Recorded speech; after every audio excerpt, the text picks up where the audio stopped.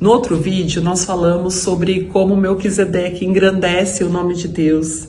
E agora, a Bíblia vai dizer que Abraão, ele pega o dízimo, né? De tudo que ele ganhou, de tudo que ele recebeu, e ele dá a Deus o dízimo. O dízimo, ele vai aparecer lá nas leis. Quando Moisés dá a lei para o povo, aparece o dízimo.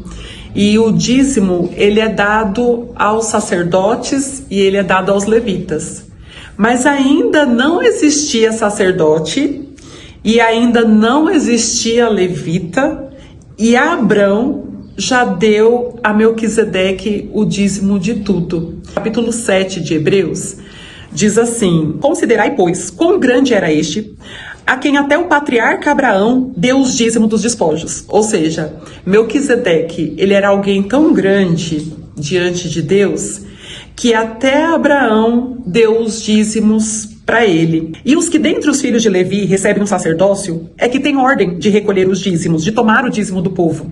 Então aqui ele está fazendo uma comparação. Ele está dizendo assim, olha, ainda não existiam os levitas, ainda não existia a lei, e Melquisedeque já estava recebendo o dízimo.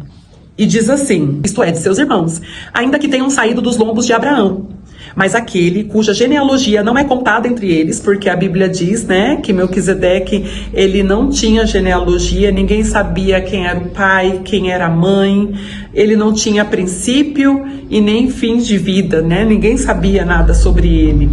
Ele tomou dízimos de Abraão e abençoou aquele que tinha as promessas. Ora, sem contradição alguma, o menor é abençoado pelo maior.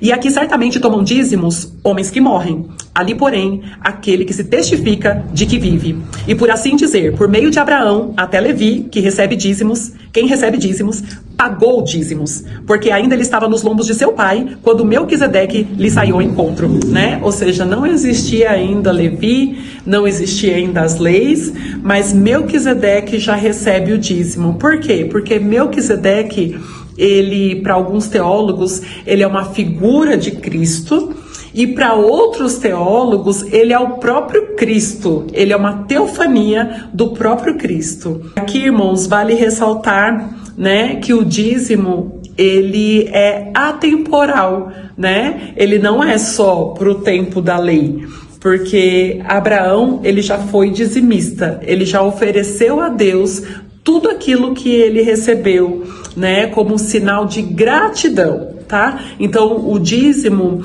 antes da lei já existia, e ele não é uma obrigação, né? Ele é gratidão por aquilo que Deus fez naquela guerra, dando vitória a Abraão.